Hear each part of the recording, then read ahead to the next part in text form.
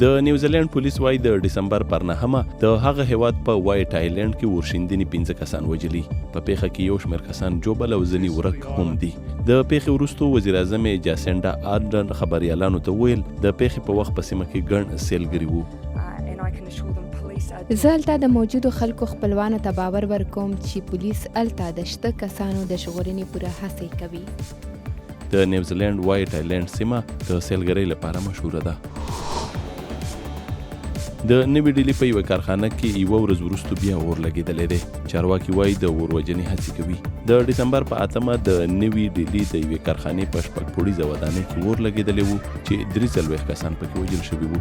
په کارخانه کې له پلاستیک او کاغذونو د ماشومانو بستې او د لوبو شیان جوړېدل. د امریکا فلوریډا په میامي کې د ډېسېمبر پر 8 سلګونه کسان په واورو وښویدل او د سېنټا ورځ په مناسبت یې په مېله کې ګډون وکړ. نږدې 240 کسانو د سېنټا په شان جامې اغوستې وې او ګیرې یې ښودلې وې.